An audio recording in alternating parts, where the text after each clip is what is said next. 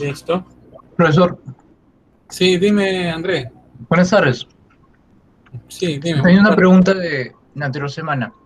¿Qué es Ujú. la sustancia de la que se estaba hablando?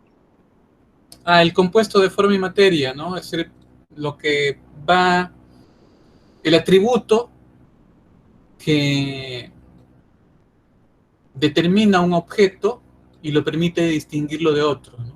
Por ejemplo, yo tengo mi silla, su sustancia es que sea silla. Esa idea, ese atributo de ser silla, lo va a distinguir, por ejemplo, de mi escritorio, de mi puerta, de mi ventana, de mi cama o de mi libro, ¿ok?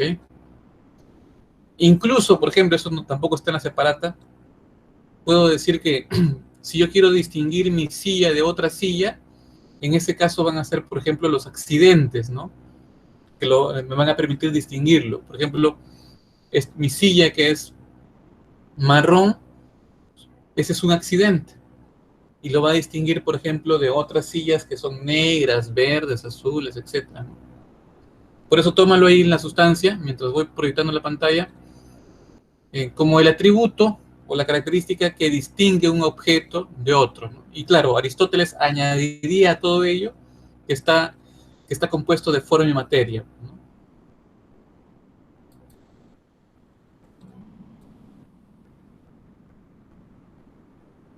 A ver, me avisan cuando vean mi pantalla.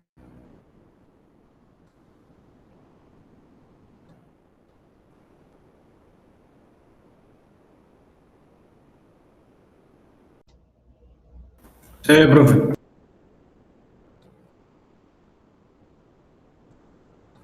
¿Se ve? Ya, gracias. Entonces vamos a continuar para irnos al debate.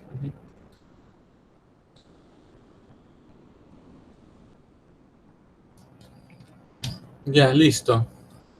Miren, entonces vamos con la Semana de la Ilustración, que es un periodo dentro de la filosofía moderna, y vamos a ver a estos tres filósofos ilustrados, que son los más importantes de la Ilustración francesa, que son, como han visto acá, Montesquieu, Voltaire y Rousseau. ¿Ok? Entonces vamos a hablar un poquito de la Ilustración. Como dice la diapositiva, ¿no? En el siglo XVIII es que aparece la Ilustración, ¿no? Siglo XVIII. Es un siglo importante, ¿eh? Porque recuerden que va no solamente en el ámbito histórico la Revolución Francesa, sino también la independencia de las 13 colonias en Estados Unidos, y en el ámbito de la ciencia, recuerden que ese siglo XVIII es el siglo de Newton, ¿no? Ahí el máximo exponente en la ciencia va a ser, pues, Sir Isaac Newton, ¿ok? No lo olviden. Ahora, la ilustración, que como dice la diapositiva, es un movimiento cultural y anticlerical, pero sobre todo es un movimiento político, ¿no? Y que surgió en Alemania, en Inglaterra y sobre todo en Francia, ¿no? Sobre todo en Francia, y claro, en el siglo XVIII, ¿ok? Ahora miren, como hemos visto en la diapositiva de presentación, los ilustrados más importantes franceses son pues Voltaire, ¿no? Montesquieu y Rousseau, ¿no? Digamos así que son importantes y también los más conocidos o los más populares de este periodo de la Ilustración. Pero de todos ellos, creo que están entrando, de todos ellos, de todos ellos, el más importante de todos los ilustrados, y eso no lo olvides, espero que lo tomes en cuenta para tu práctica, si es que te preguntan así, el filósofo ilustrado más importante de todos ellos es Immanuel Kant. Es Immanuel Kant. ¿Por qué? Porque Immanuel Kant escribe ese bonito texto llamado ¿Qué es la ilustración?, donde resalta que una de las características principales de la ilustración pues es esta confianza en la razón, ¿no? Considerar la razón pues como totalmente autónoma, ¿no? independiente y sobre todo crítica, ¿no? Cuestionadora. Razón por la cual Immanuel Kant va a proponer esa famosa frase sapere audet, ¿no? Significa atrévete a pensar, ¿no? Atrévete a pensar con tu propia razón, ¿no? Incluso él va a continuar estos ideales de la Ilustración, Immanuel Kant, en este famoso libro o texto conocido como La Paz Perpetua. En ese texto, La Paz Perpetua de Immanuel Kant propone, ¿no?, que la forma de gobierno liberal y democrática que deberían seguir pues los estados modernos, ¿no?, a partir de esa época, sería la forma de gobierno republicana, ¿no? Incluso para evitar que haya guerras, porque lo común, ustedes recordarán, en la época medieval, y que venía incluso desde la época antigua, que era muy común pues la guerra entre estados, ¿no?, o principados o reinos, en esas épocas, ¿no? Entonces, para garantizar lo que él mismo llama la paz perpetua, él propone lo que luego va a ser en el siglo XX las famosas Naciones Unidas, o sea, supuestamente la unión, la unificación de naciones con el fin o con el objetivo de garantizar esa paz entre naciones, ¿no? Pero, como les digo, Profesor, sí, dime, sí, te escucho. sí, acaba de decir que Kant decía que, que pensemos por nosotros mismos. Sí, con la razón. ¿Cómo? ¿Qué postura tenía? Porque, o sea, desde los escepticistas a los racionalistas, se planteaba toda esa cuestión de la razón. ¿Qué postura tenía sobre eso? Sí se podía tener una razón propia, sin interferencia de que haya sido construcción de todo lo que ya he pasado. Mira, en ese aspecto, él, para llegar a esta afirmación de que la razón es lo autónomo, ¿no? Y que nos va a servir para poder cuestionar todas las ideas preestablecidas, pues él se está basando pues en esta idea de la reformulación del conocimiento que es propio pues de todo este periodo de la modernidad. Sobre esa base, él va a plantear esta idea de que digamos que el único medio que tenemos, ¿no?, y que incluso el mismo Descartes lo consolida con su duda metódica, es la razón para poder el hombre guiarse en, en, no solamente en el ámbito del conocimiento, sino también en los otros ámbitos como el ámbito político, ¿no?, que es el que, en el que estamos, pues, ¿ok? A ver, voy a ampliar la diapositiva, vamos a proseguir antes de que nos quede el tiempo. Y como les decía, pues, Immanuel Kant es el más importante de todos los ilustrados, ¿no?, por estos dos textos importantes que tiene, ¿no?, que es la Ilustración y la Paz Perpetua.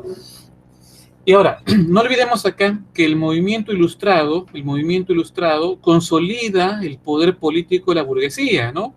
Porque la burguesía en esta época logra, en el siglo XVIII, consolidar su poder político. La burguesía, en el siglo, pues, XV y XVI, por ejemplo, la burguesía poco a poco tiene el control económico, ¿no? Tiene poder, consolida su poder económico en toda Europa con el control de las rutas comerciales. Entonces, poco a poco, la burguesía fue consolidando su poder político y lo logra consolidar en el siglo XVIII. Y es entendible porque la razón de ello es que, como ustedes saben, la burguesía, cuando aparece en el siglo XV y en el siglo XVI y en el siglo XVI consolida su poder económico, obviamente que ese poder económico que la burguesía ostentaba ya, pues estaba enmarcado pues en un estado totalmente distinto, ¿no?, que era un estado totalmente monárquico y absolutista, donde los reyes, los monarcas establecían pues no solamente las leyes, sino también los tributos o los impuestos en el ámbito económico.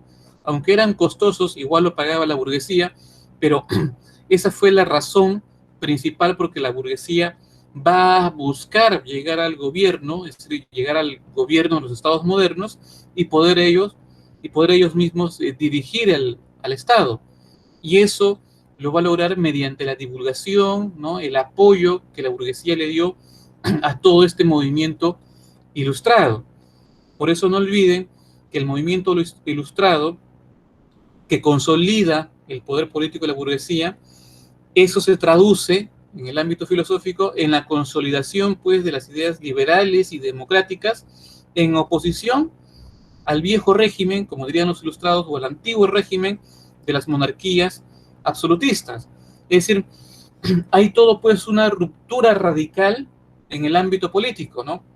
Mientras que la nobleza en esos siglos, pues, por ejemplo, en estos últimos, el XIV y el XV, el siglo XV y el siglo XVI, que la nobleza dirigía a los estados, pero con una forma de gobierno totalmente despótica, que eran las famosas monarquías, y que imponían, pues, un sistema económico totalmente distinto al de los burgueses, que era el famoso mercantilismo, que, por ejemplo, Perú, en tanto fue colonia del reino español, lo vivió en esa época. Este antiguo régimen, como dirían los burgueses, de la nobleza, gobernando por monarquías, imponiendo un sistema económico mercantilista, va a caer en desuso, va a venirse abajo con las revoluciones que van a aparecer para consolidar, pues, la nueva visión en política que va a instaurar la burguesía, que son una nueva forma de gobierno basada en la democracia y un nuevo sistema económico, que es el famoso capitalismo. Recordemos acá que en este caso la democracia que plantea la burguesía, que consolida la ilustración, pues está sobre la base de lo que plantearon los griegos. Obviamente que es totalmente distinta, porque esa democracia, como les conté, de los griegos, pues se basa en todo un sistema esclavista, donde incluso los que son representantes, o mejor dicho, los que representan al pueblo o son considerados los ciudadanos, pues simplemente son los nobles, ¿no? Los aristócratas. El resto no tiene, no posee derechos, ¿no? Pero ese ideal, ¿no? Es decir, en otras palabras, lo positivo de esa forma de gobierno griega es tomada por los filósofos ilustrados para derrocar o para suplantar, ¿no?, a estas formas monárquicas y absolutistas. Por eso le estaba diciendo que todo este movimiento ilustrado no solamente consolida ideas liberales, ¿no?, como por ejemplo los derechos fundamentales del hombre, sino también consolida, pues, la idea de la nueva forma de gobierno, en este caso democrática, que es la forma de gobierno que es la que conocemos en la actualidad, ¿no?, basada principalmente en una constitución, lo que dirían, por ejemplo, los ilustrados franceses, basada, por ejemplo, en el contrato, en el famoso contrato social. Pero no olviden, este movimiento ilustrado que se desarrolló principalmente en el siglo XVIII es un movimiento que ha sido promovido, auspiciado por la burguesía para llegar al control político. Por eso, una vez que las burguesías, por eso recuerden, toda la divulgación, la difusión de ideas liberales y democráticas de la Ilustración traen como consecuencia lo que ven acá en la diapositiva: la Revolución Francesa, incluso la revolución, o mejor dicho, la independencia de las 13 colonias en Norteamérica. Esos son los dos hechos históricos que son la consecuencia de la divulgación o la difusión de las ideas ilustradas en el siglo XVIII. ¿Ok? No lo olviden. Por eso, una vez consolidado la burguesía en el poder, se instala una forma nueva de gobierno. ¿Cuál es? La democracia. Nuevo sistema económico. ¿Cuál es? El capitalismo. ¿Y qué se deja de lado? ¿Qué se rechaza ahora?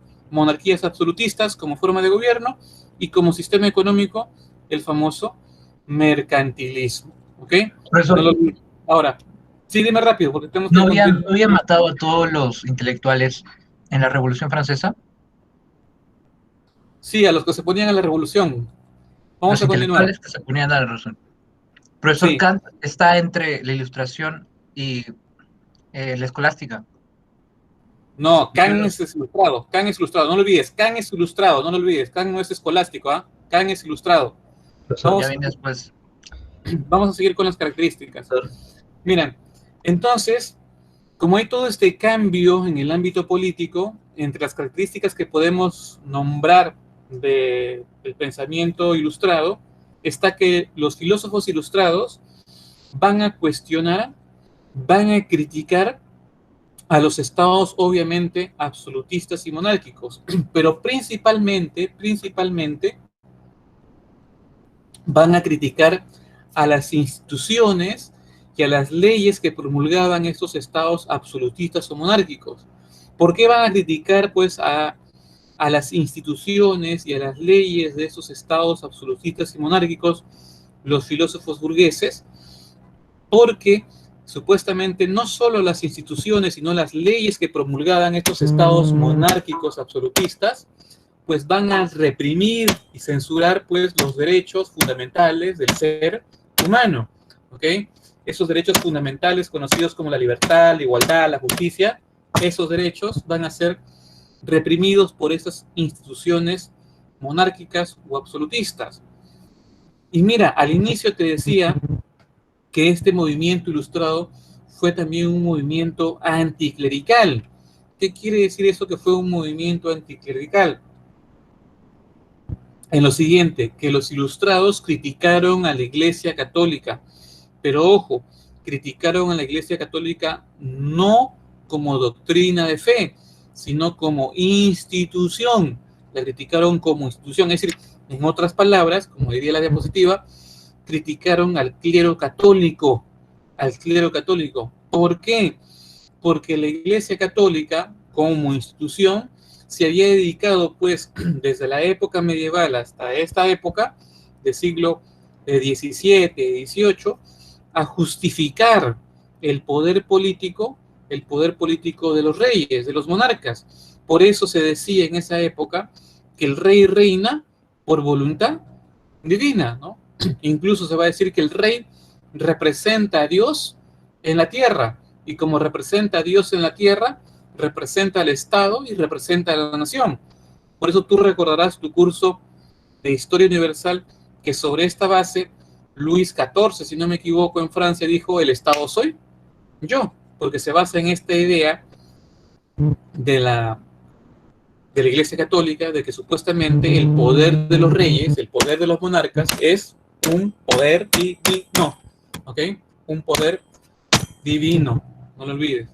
Entonces, la crítica de los ilustrados va por ahí, es decir, la Iglesia Católica ha servido pues de sustento ideológico para las monarquías absolutistas que han reprimido, censurado los derechos fundamentales de los seres humanos. Es decir, en otras palabras, o mejor dicho, por otro lado, no estaban buscando que hayan personas ateas o que no crean en Dios, nada que ver, sino por este sustento ideológico que la Iglesia Católica le da al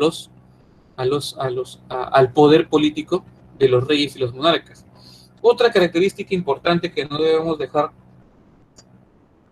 de lado es lo que le resaltaba de Kant, ¿no?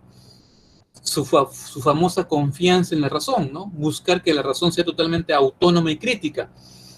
Para ello, supuestamente va a ser importante, pues, toda la difusión de estas ideas liberales que van a permitir al hombre tener autoconciencia de poder criticar cualquier idea política que parezca democrática o que sea totalmente despótica, ¿no? Autoritaria. Y también se va a fomentar, pues, sobre la base de ello, la defensa de todas las libertades del hombre, ¿no? En otras palabras, la defensa cerrada, ¿no? Contundente de todos los derechos fundamentales del hombre. Eso va a ser importante porque estamos, como les decía, en un cambio radical en el ámbito político, porque durante esos gobiernos o esas monarquías absolutistas y despóticas, a los individuos, a las personas, digamos así, se los consideraba no ciudadanos, sino súbditos del rey. Por eso, con este cambio radical en el plano político y con esta consolidación, pues, de los derechos fundamentales del hombre y sus libertades, pues ya no se considera a los individuos, ya no se considera a las personas como meros súbditos de un rey o de un monarca, sino ya se lo considera como en la actualidad, es decir, como ciudadanos y con derechos. Y esto viene a ser complementado por esta famosa característica de la Ilustración de fomentar la tolerancia, política, fomentar la tolerancia política y religiosa. ¿Por qué? Porque durante esas monarquías absolutistas y despóticas, si tú no estabas de acuerdo con las nuevas leyes que daba el rey en el ámbito político, o no estabas de acuerdo con los nuevos impuestos o tributos en el ámbito económico, y manifestabas tu desacuerdo y te ibas en contra de ello, pues el rey, ¿qué hacía? Como el rey, supuestamente su poder es divino, dado por Dios, agarraba y te mataba, ¿no? Te sometía a un juicio y te mandaba a ahorcar. Es decir, era básicamente un súbdito, no un ciudadano. Lo mismo en el ámbito religioso. Como la Iglesia Católica tenía, pues, o mejor dicho, las ideas de la Iglesia Católica van a servir de base para toda esta doctrina, o para toda esta base de lo que es los estados monárquicos y absolutistas, pues sobre eso se va a apoyar la Iglesia Católica para que ante cualquier cuestionamiento sobre los dogmas que la Iglesia Católica plantee, no solamente en la fe, sino también en otros ámbitos como en la ciencia, pues van a ser pues cortados de raíz. Caso de ello, por ejemplo, es en los siglos anteriores, el caso de Galileo y Giordano Bruno, ¿no? Galileo, cuando se opone pues al sistema astronómico propuesto y defendido por la Iglesia Católica, es sometido a juicio mediante la Inquisición, ¿no? Y que tuvo que luego retractarse Galileo si no lo mandaban matar, cosa que no pasó así con Giordano Bruno, que se opuso, ¿no?, sobre la posición que la Iglesia Católica tenía sobre la ciencia, en este caso sobre la astronomía, y terminó pues quemado en la hoguera, ¿no? Entonces, eso era porque en los siglos anteriores, sobre todo el 16, 15, pues los individuos no eran considerados ciudadanos, sino meros súbditos, y por ende sin derechos. Por eso todo el cambio radical que viene con la Ilustración. Para ello, obviamente, otra característica a resaltar es su énfasis en la educación, ¿no? Si estamos proponiendo, obvio, un nuevo cambio político, un nuevo cambio de político, una nueva forma de gobierno, incluso un nuevo sistema económico, pues tenemos que educar al ciudadano, ¿no?, para que pues acepte esta idea o se dé cuenta, mejor dicho, que posee, ¿qué cosa? Derechos fundamentales, ¿no?, que tiene libertades que el Estado debe garantizar. Y otra característica, para terminar con este punto, es que los ilustrados, así como tienen una absoluta confianza en la razón, también tienen una absoluta confianza en la ciencia. Eso es normal, eso es obvio, porque en todo este renacer de la filosofía y la ciencia griega, en el Renacimiento, pues se vino consolidando a grandes pasos el conocimiento científico. Por eso les decía que en este siglo XVIII el gran paradigma en la ciencia va a ser Newton, ¿no? Se van a dar cuenta que este desarrollo de la ciencia de Newton, por ejemplo, genera ¿qué cosa en la sociedad? Progreso, ¿no? El famoso progreso social que luego en el siglo XIX lo va a retomar muy bien el positivismo de Comte, ¿no? Es inevitable, pues, que la ciencia nos va a llevar al progreso, ¿no? Eso es una característica que los ilustrados recogen. Ahora miren, todas estas ideas, sobre todo toda esta difusión de ideas liberales y democráticas en oposición al antiguo régimen monárquico, van a ser difundidas en un famoso librito. Ese famoso librito donde se van a difundir las ideas ilustradas es la famosa enciclopedia, o también conocido como el Diccionario Razonado de las Ciencias, las Artes y los Oficios, que fue dirigido por los que serían sus dos editores, dos filósofos franceses, llamados Denis Diderot y Jean D'Alembert. Ahí, en esta famosa enciclopedia o diccionario razonado de las ciencias, las artes y los oficios, se van a divulgar todas las ideas filosóficas, políticas, científicas, sociales, artísticas, que trae esta nueva corriente llamada la Ilustración, ¿no?, que principalmente va a ser difundido entre 1751 y 1753. 72, la famosa enciclopedia. Y muchos intelectuales, sobre todo, obvio, científicos y principalmente ilustrados, van a colaborar con esta enciclopedia con artículos. Por ejemplo, dos importantes que colaboran en la enciclopedia son Rousseau y Voltaire, ¿no? Y mira, esta famosa enciclopedia también tiene pues su versión en el Perú, porque tú recordarás por tu curso de Historia del Perú que con las Cortes de Cádiz es el hecho histórico cuando comienza la divulgación de ideas ilustradas en el virreinato del Perú.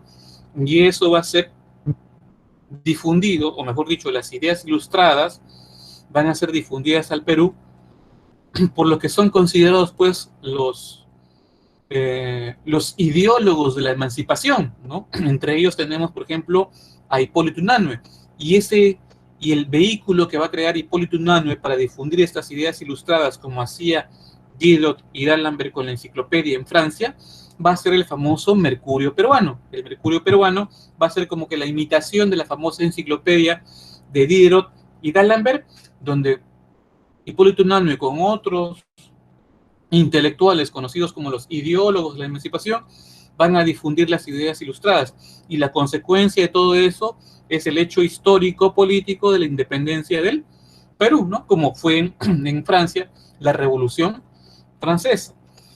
Pero ahora vamos con los ilustrados más importantes, ¿ya? Que son principalmente, en este caso, franceses. Bueno, me han puesto al revés la diapositiva. Vamos con Rousseau, vamos con Rousseau, vamos a Rousseau al final, ya, no importa. Ya, miren, Rousseau,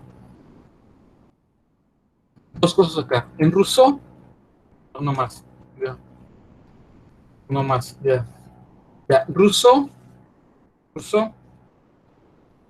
como les dije, Rousseau colabora con la famosa enciclopedia,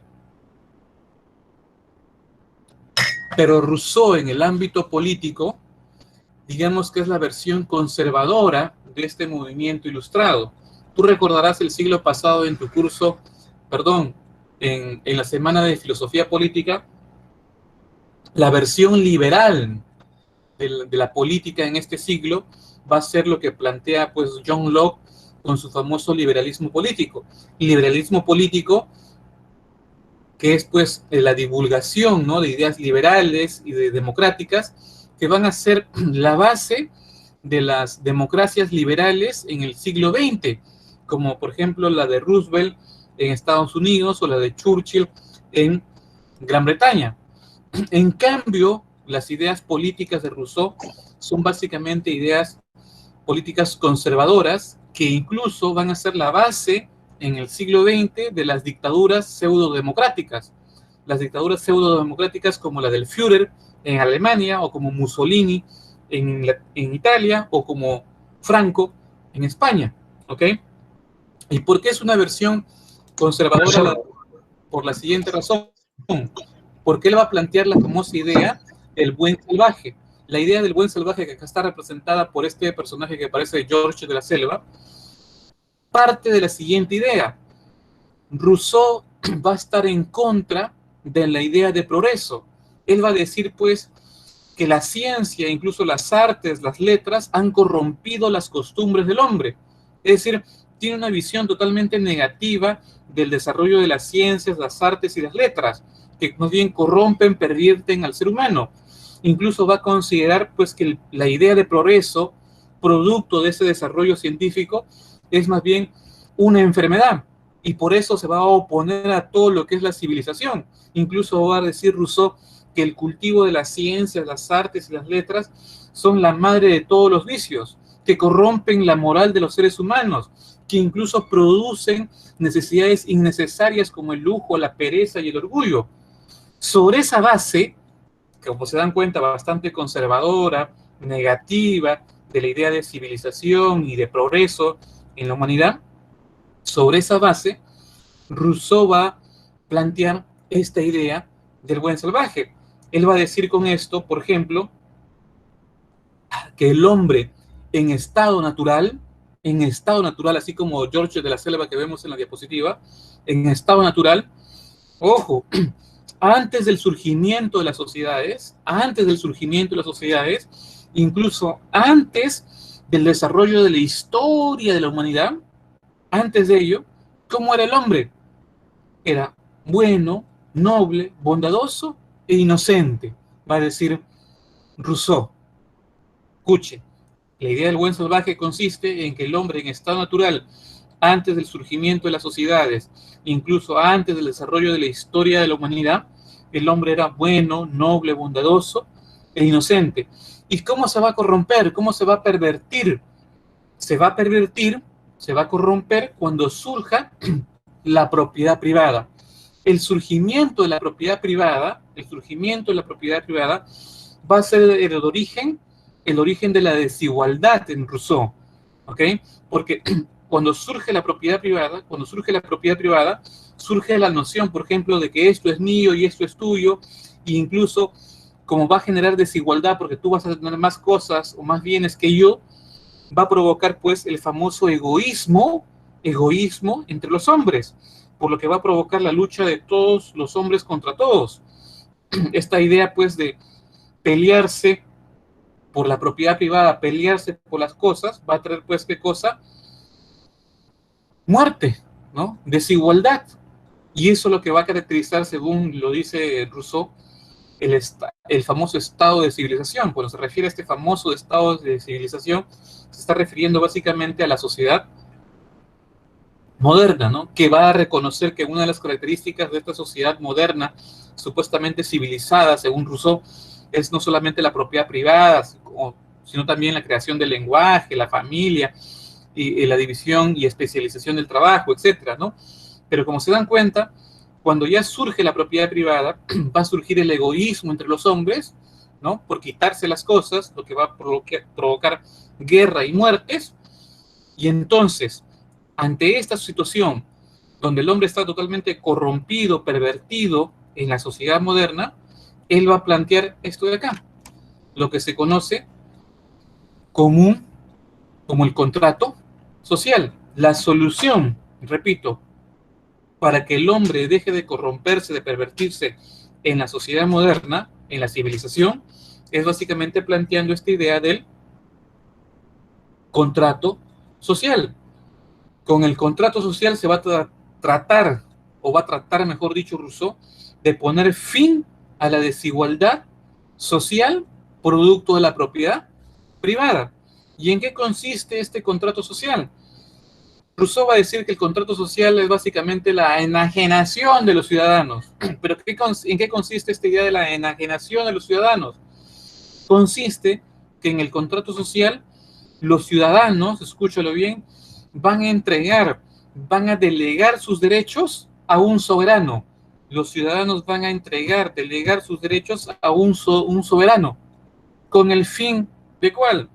De garantizar su existencia, pues de garantizar su vida. Si antes estaban que se mataban entre ellos por las propiedades, por las cosas, los ciudadanos en ese caso, entonces, para evitar eso, para evitar la muerte y la desigualdad, entregan sus derechos a un gobernante con el propósito de evitar la muerte, de evitar las guerras y sobre todo, lo más importante, de garantizar los derechos fundamentales del hombre, como por ejemplo la libertad, la igualdad y la justicia.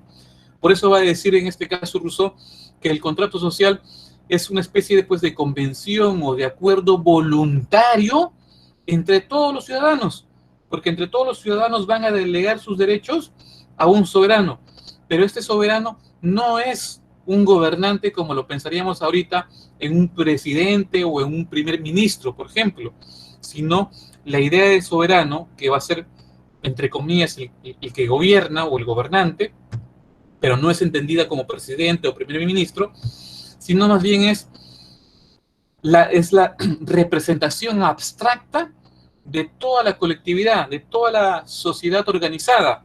Por eso le va a decir Rousseau que el soberano en este caso está conformado por todos los ciudadanos que componen la sociedad. Por ello va a decir, la voluntad del soberano es la voluntad general de todos los ciudadanos. Con ese soberano, pues, se garantiza, pues, esta idea, ¿y cómo se llama?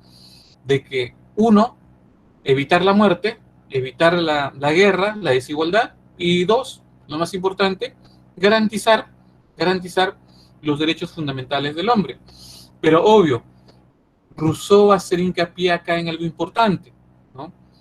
Si nosotros estamos proponiendo a un soberano, que es básicamente la conformación de la voluntad general de todos los ciudadanos, la que va a gobernar el Estado moderno, pues hay que educar entonces al futuro ciudadano. ¿Y desde cuándo vamos a educar al futuro ciudadano? Vamos a educar al futuro ciudadano a partir de niño, como acá está en el caso del ejemplo de Emilio.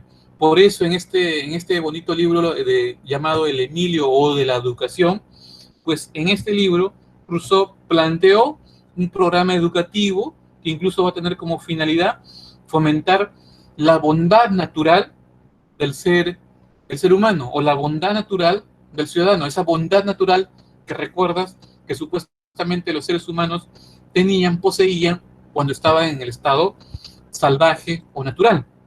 Y por eso va a decir acá que supuestamente el niño Emilio debería ser pues educado de la siguiente manera, alejándose de todos los vicios de la sociedad o alejándose de todos los vicios de la civilización para que pueda desarrollar esa bondad natural que todos los seres humanos poseemos, ¿no? Que poseían, por ejemplo, en este estado naturaleza.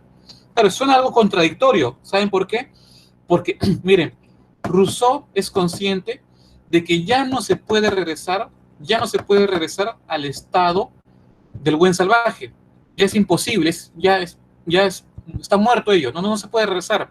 Por eso, como estamos en este siglo XVIII, la solución es establecer un contrato social para garantizar por lo menos la sobrevivencia y los derechos fundamentales. Pero la manera que tiene Rousseau como para rescatar esta idea del buen salvaje, que él la considera mucho mejor que el estado de civilización o de la sociedad moderna, es pues educando al ciudadano, educando al niño, pues en estas características de bondad, ¿no? de nobleza, de inocencia que supuestamente tenía o poseía el ser humano en su estado salvaje o primitivo. ¿Se dan cuenta? Por eso digo, es una versión pues conservadora lo que plantea Rousseau. Incluso esta idea de soberano pues más adelante es tomada pues por los estados totalitarios como del Führer o de Mussolini o de Franco para imponer sus famosas dictaduras. ¿Sí? ¿Qué tiene que ver el Vamos a socialismo proseguir con Rousseau, profesor?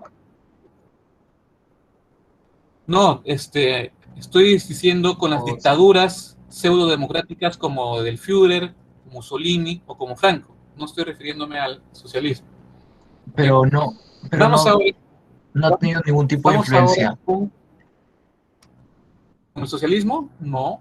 Con el socialismo no. Okay. Con las dictaduras sí. Con las dictaduras sí. Vamos ahora con otro que es más interesante, que es Voltaire. Miren, Voltaire, como les dije, también pues fue colaborador en este famoso libro de la enciclopedia, ¿no? El famoso libro de la enciclopedia. Ahí forma parte de los autores que escriben en ese famoso diccionario razonado, que lo dirige D'Alembert y Diderot. Pero en el ámbito filosófico, Voltaire va a plantear una idea muy interesante, conocida, como lo ven acá, con el nombre de deísmo. Voltaire, en esta famosa idea del deísmo, es prácticamente su posición que él tiene sobre lo que es la religión, y él, sobre la base de esa idea, o dentro de este marco teórico, Voltaire va a aceptar la existencia de Dios. Voltaire reconoce la existencia de Dios. Digamos, literalmente dice, Dios sí existe. Pero la manera que va a usar Voltaire para poder demostrar la existencia de Dios va a ser mediante la razón. Digamos así, la manera que Voltaire plantea para demostrar la existencia de Dios es racional, en oposición a las otras maneras de cómo demostrar la existencia de Dios, que son o por medio de la fe o por medio de los sentimientos.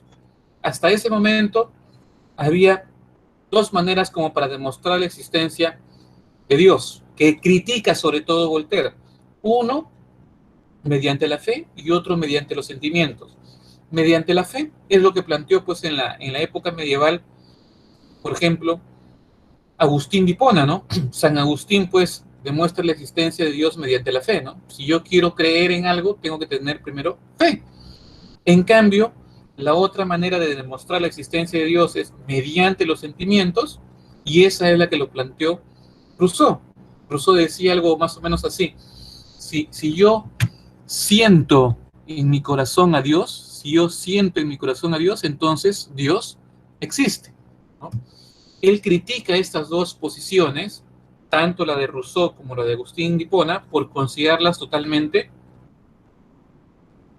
irracionales, ¿no? Totalmente irracionales. Él dice que la mejor manera para demostrar la existencia de Dios es usando un argumento racional. Y para esto se va a basar en todo el conocimiento científico que ha sido reformulado desde Galileo hasta Newton. Y además sobre ideas filosóficas como la que va a plantear pues Tomás de Aquino, porque Tomás de Aquino en la época medieval demuestra la existencia de Dios mediante sus famosas 5 vías para demostrar la existencia de Dios, que es una demostración básicamente racional, ¿no? Racional. Pero con el conocimiento científico de la época, Voltaire va a decir, va a reconocer, pues, ¿no? Que el conocimiento científico desarrollado, por ejemplo, por Newton, va a demostrar que no solamente la naturaleza, sino que el mismo universo es todo un sistema, pues, ordenado, coherente, armonioso de causas, donde supuestamente todo está tan hilvanado, tan organizado, como si fuera un reloj suizo, ¿no? Todo está muy sincronizado, no solamente en la naturaleza, sino también en el universo.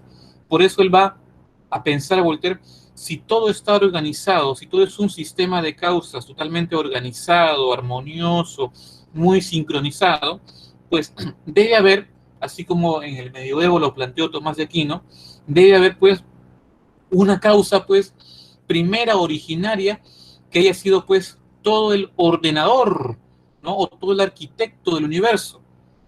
Él va a concebir entonces la idea, Voltaire, de que este orden causal que vemos en la naturaleza, o este orden causal que vemos en el universo, ha sido producido o ha sido dado por un ordenador o un arquitecto. Y ese ordenador y ese arquitecto, que es básicamente una inteligencia superior, es Dios. Esa es la manera como él plantea que Dios existe, pero de una manera totalmente racional, ¿no? Basándose en el conocimiento científico propio de su época y, claro, obviamente tomando esta idea también de Tomás de Aquino, que supuestamente hay una causa primera, originaria, ¿no? O final, como diría el mismo Tomás de Aquino, ¿no? Entonces se dan cuenta que la manera como Voltaire demuestra la existencia de Dios es eminentemente racional. Y él va a decir, uno, esas demostraciones de la existencia de Dios mediante la fe o mediante los sentimientos son irracionales, y lo peligroso de ello es que esas demostraciones de la existencia de Dios basadas en la fe o en los sentimientos nos pueden llevar, o nos llevan, mejor dicho, al fanatismo y a la intolerancia religiosa, ¿no? Por eso va a acusar a aquellos que supuestamente tengan esta posición de demostrar la existencia de Dios mediante la fe o los sentimientos, de basar la religión cristiana meramente en supersticiones y en la ignorancia de la gente, ¿no? Por eso hace que estas religiones sean crueles en el sentido de que, pues, persiguen e incluso hasta matan a aquellos que se están en contra o no concuerdan con sus ideas, ¿no? Como lo que pasó, por ejemplo, en la época del Renacimiento con Galileo, y sobre todo con Giordano Bruno, ¿ok? Por eso, acá va a recomendar, pues, en este caso, Voltaire, que para superar esta intolerancia o estos fanatismos religiosos, producto de la fe y de los sentimientos, hay que hacer, pues, hincapié en la educación, ¿no? Él va a decir que la educación en el conocimiento, ¿no? Cuando se refiere a la educación en el conocimiento, no se está refiriendo solamente al conocimiento científico, sino al conocimiento pues filosófico, o de la literatura, o de las artes, ¿no? Ese conocimiento, según Voltaire, va a ser lo que va a hacer libres a los seres humanos, ¿no? Lo que lo va a poder llegar a ser cuestionadores, como pedía pues Kant, ¿no? De que puedan criticar, cuestionar no solamente cualquier idea en el ámbito del conocimiento, sino sobre todo en el ámbito político, ¿no? Otra idea importante de Voltaire, antes que nos gane el tiempo, es su concepción de la filosofía de la historia, que es una crítica directa a lo que plantea Rousseau. Como le decía, Rousseau piensa que las ciencias, las artes, las letras corrompen al hombre. Por eso no las considera como elementos importantes para explicar la historia de la humanidad. Entonces, lo que va a plantear Rousseau es que la historia de la humanidad se debe explicar o se debe interpretar de acuerdo con lo que dice la Biblia. Por eso Rousseau va a decir pues que el surgimiento del hombre o el desarrollo de las sociedades en el transcurso de la historia tienen como origen o punto de partida la aparición de Adán y Eva, ¿no? Que es básicamente pues una interpretación de la historia pues inspirada en la Biblia. En cambio, Voltaire va a decir, o mejor dicho, va a proponer Voltaire una nueva historia universal, que esta historia universal va a ser una comprensión totalmente racional, como él quería, de los hechos históricos, y que va a tener acá un papel fundamental el desarrollo de las ciencias, las artes y las letras. Es decir, para Voltaire, el mismo desarrollo de las ciencias, las artes y las letras van a determinar el cambio de las costumbres en las sociedades, que se va a reflejar pues en toda la historia universal del hombre, ¿no? Desde las sociedades nómadas, primitivas, salvajes, hasta las primeras civilizaciones como Grecia, Roma, o las del siglo XVIII, que es el siglo en el cual vive Voltaire. Por eso es todo un cambio radical en la concepción de la historia. Y para terminar, antes que nos gane el tiempo, vamos con que es uno que ha influenciado muchísimo en nuestra época contemporánea, es el Barón de Montesquieu. El Barón de Montesquieu tiene un bonito texto conocido como el espíritu de las leyes. Y en este bonito texto del espíritu de las leyes, Montesquieu va a reflexionar, obvio, sobre la naturaleza de las leyes. Y para reflexionar Montesquieu sobre la naturaleza de las leyes, va a tener como base lo planteado por Aristóteles en su Tratado de Política, que de ahí dice Aristóteles que la naturaleza humana es racional. Y si la naturaleza humana es racional, pues obviamente tiene que ser libre. Por ello, Montesquieu no solamente como buen ilustrado considera o demuestra que lo racional es lo más importante, sino sobre todo sus libertades. En otras palabras, Montesquieu te está queriendo decir que si yo quiero desarrollar mi razón, yo quiero desarrollar mi racionalidad, tengo que ser absolutamente libre. Tienen que estar totalmente garantizadas mis libertades, mis derechos como ciudadano.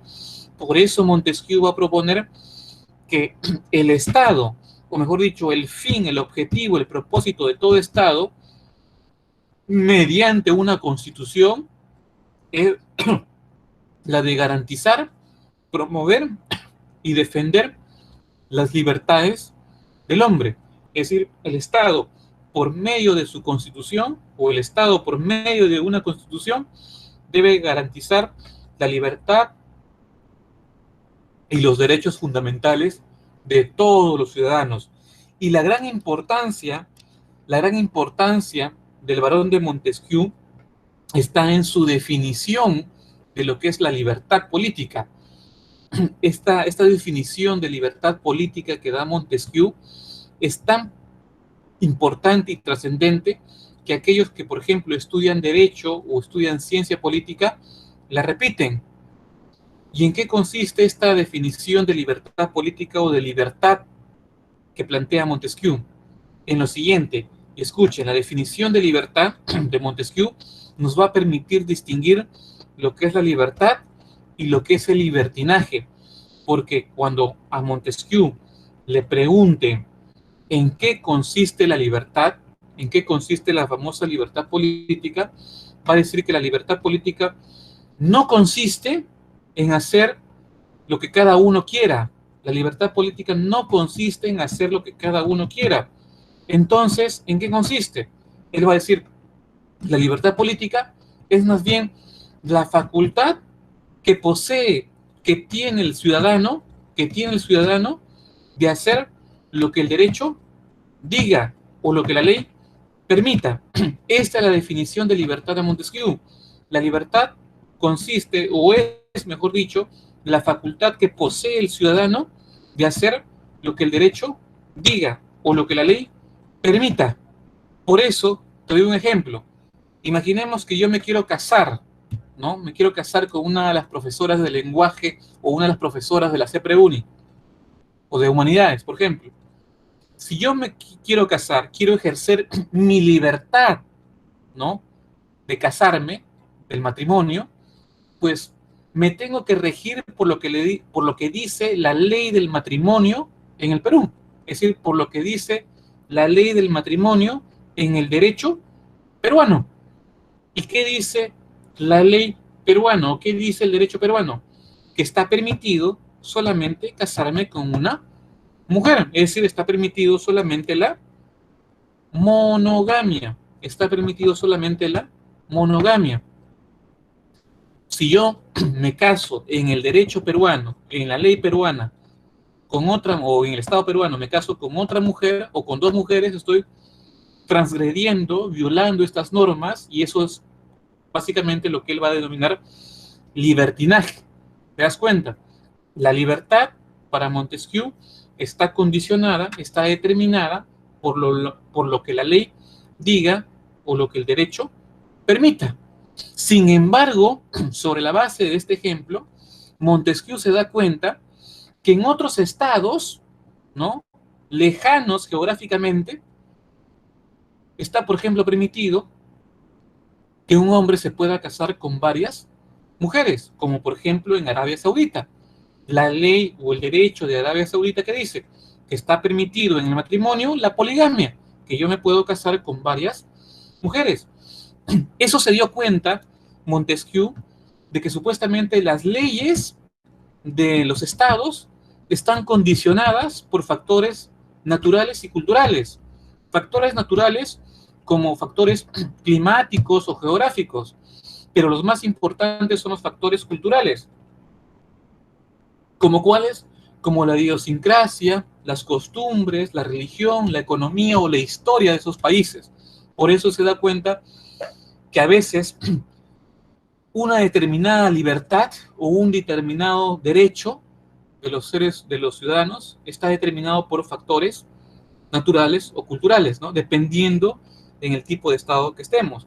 Y por eso, para la defensa de todos estos derechos o libertades que posee el ser humano, de todas estas formas de gobierno entre la despótica, monárquica y republicana, al igual que Kant, va a considerar que la forma democrática correcta es la republicana, donde supuestamente gobierna un soberano, pero en este caso es entendido como el pueblo, pero de acuerdo con una constitución, y para que ahí, en esta forma republicana, se garanticen todos los derechos fundamentales o todas las libertades del ser humano, pues debe haber, ¿qué cosa? Un equilibrio de poderes. El equilibrio de poderes garantiza, ¿qué cosa? Las libertades del hombre. Y va ahí a dividir, pues, al Estado en tres poderes que tú conoces, ¿no? Legislativo, donde el legislativo se encarga de aprobar leyes, hacerlas cumplir mediante un parlamento. El poder ejecutivo, donde está el gobernante, es el que dirige el gobierno, incluso hasta puede vetar leyes. El poder judicial, que es que juzga a los que incumplen las leyes mediante un tribunal, y esta composición del Estado en estos tres poderes es lo que va a garantizar, como les dije, todas las libertades en el ciudadano específicamente. Y miren, la consecuencia, para terminar, la consecuencia de todo este planteamiento político de Montesquieu sobre la definición de libertad, de que la mejor forma de gobierno es o la mejor forma de gobierno democrática es la republicana y que el Estado debe estar dividido en 3 poderes, legislativo, ejecutivo y judicial, se llega a plasmar en un hecho histórico. Y en el hecho histórico que se llega a plasmar este planteamiento político de Montesquieu es en la Constitución de Estados Unidos. Esa Constitución que fue producto de la independencia de las 13 colonias se plasma en la Constitución norteamericana. Bueno, vamos a dejar de compartir para darle las claves. Y las claves son las siguientes, antes de, no sé si habrá acabado el debate. La 1 es dedo, la 1 es dedo, la 1 es dedo, la 1 es dedo, 2 casa, 2 casa, 2 casa,